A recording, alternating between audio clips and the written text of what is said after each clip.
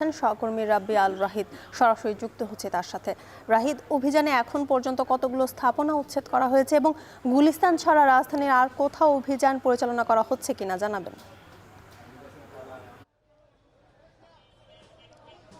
জুথিকা, এখন বর্তমানে আমি রয়েছি রাজধানীর গুলিস্তানে গোলাপশার মাজার যেই জায়গাটিতে রয়েছে সেখানে, এবং কিছুক্ষণ আগে এখানে অভিযান শেষ হয়েছে।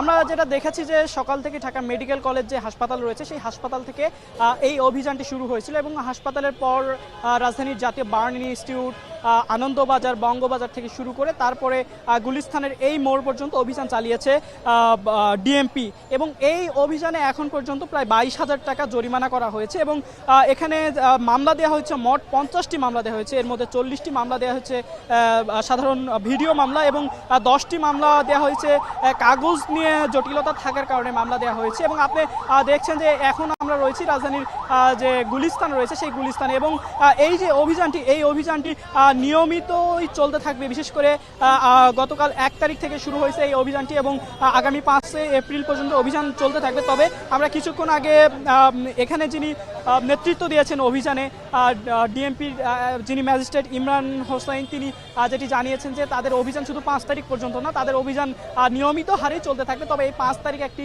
নির্ধারিত সময় দেওয়া ছিল, এই 5 তারিখে তারা অভিযান চালিয়েছেন, এবং যেই জায়গাগুলোতে তারা অভিযান চালিয়েছেন এই জায়গাগুলোতে পরবর্তীতে আবার ছায়া অভিযান চালানো হবে, যাতে পরবর্তীতে আবার কোনোভাবে এই জায়গাগুলোতে কোনো অবৈধ স্থাপনা না আসে। এবং আমি তাকে প্রশ্ন করেছিলাম যে আসলে বারবার অভিযান পরিচালনা করার পরেও কেন এই স্থাপনাগুলো আবার নিয়মিত হারে এখানে বসানো হচ্ছে, এখানে কোনো ধরনের প্রভাবশালী কোনো গোষ্ঠীর কোনো ধরনের হাত রয়েছে কিনা, কোনো ধরনের চাপ রয়েছে কিনা। তারা বলেছেন যে এই বিষয়গুলো আসলে তারা খতিয়ে দেখার চেষ্টা করছেন, এবং এই ধরনের কথাও তারা সাধারণ যারা স্থাপনা এখানে অবৈধ স্থাপনা যাদের রয়েছে তাদের সঙ্গেও কথা বলেছেন যে আসলে তারা কোনো ধরনের চাঁদা অথবা এই ধরনের কোনো কিছুর বিনিময়ে আসলে তারা এই ধরনের স্থাপনাগুলো স্থাপন করছে কিনা, তারা এই বিষয়গুলোও খতিয়ে দেখার চেষ্টা করছে।